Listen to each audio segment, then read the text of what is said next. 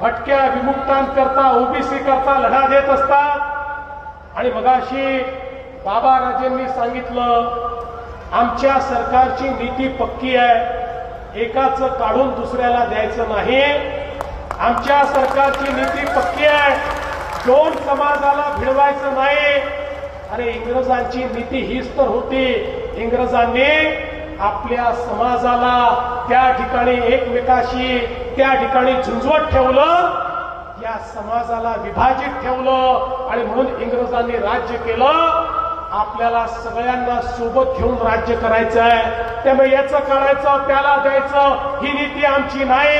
आणि म्हणून परवा मराठा समाजाच्या हिताचा विचार करताना ओबीसी समाजाचं अहित होणार नाही याला आम्ही प्राधान्य दिलं आणि तशाच प्रकारचा निर्णय आम्ही केला। आणि मला आपल्याला सांगितलं पाहिजे, विशेषतः मराठवाड्यामध्ये इंग्रजांचं शासन नव्हतं। मराठवाड्यामध्ये 1948 पर्यंत निजामाचं शासन होतं। त्यामुळे मराठवाड्यामध्ये एखाद्याला जर कास्ट सर्टिफिकेट पाहिजे असेल तर इंग्रजांचे रेकॉर्ड नाही आहेत। महाराष्ट्राच्या इतर सगळ्या भागामध्ये आपण जर एखाद्याला जातीचं प्रमाणपत्र पाहिजे तर इंग्रजकालीन रेकॉर्ड उपलब्ध आहे, तो रेकॉर्ड काढतो आणि त्या आपल्या जातीप्रमाणे तो प्रमाणपत्र मिळवतो। पण मराठवाड्यात ते मिळत नव्हतं, कारण मराठवाड्याचे सगळे रेकॉर्ड हे हैदराबाद गॅझेटमध्ये होते आणि म्हणून आपण इंग्रजांचे रेकॉर्ड उपलब्ध नाही म्हणून हैदराबादचे गॅझेट मधले रेकॉर्ड चालतील अशा प्रकारचा निर्णय घेतलेला आहे। त्यामुळे ज्याच्याकडे नोंद असेल त्यालाच सर्टिफिकेट मिळणार आहे, सरसकट सर्टिफिकेट नाही। नोंद असलेल्यालाच त्या ठिकाणी सर्टिफिकेट मिळण्याच्या संदर्भात सोपी कार्यपद्धती आपण केली। यामुळे मराठा समाजाचा खरी नोंद असलेला जो व्यक्ती आहे तो वंचित राहणार नाही, त्याला त्याचा फायदा होणार आहे। पण त्याच वेळी ओबीसी समाजाच्या ताटातलं कुठेही काढून घेण्याचं काम आम्ही केलेलं नाही।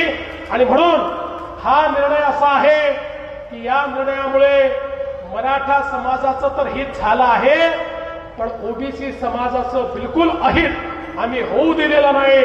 आणि मी या ठिकाणी सांगतो, जोपर्यंत हे सरकार आहे काहीही झालं तरी ओबीसीचं अहित आम्ही होऊ देणार नाही।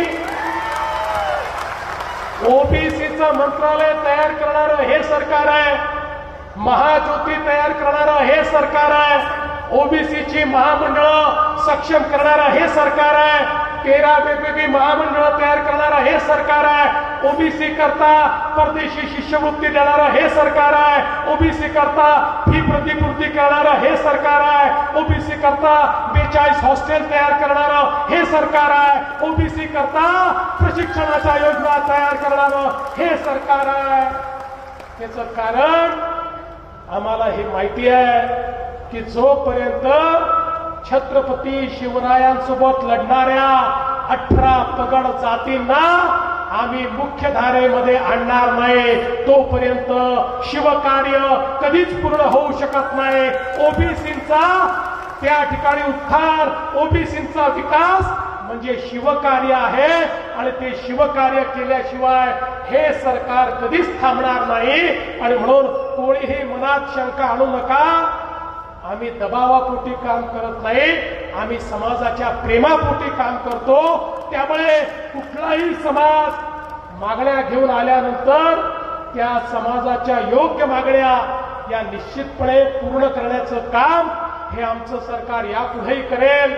आणि दौलत नाना काळजी करू नका, तुम्ही संकोच करत होता, तुम्ही म्हणत होता मागण्या तर अनेक झाल्या पण अजून मागण्या आहेत। समाजाच्या मागण्या कधी संपत नसतात, त्या एक संपली की दुसरी मागणी मागायची असते आणि तुम्ही मागत राहा आणि आम्ही देत राहू।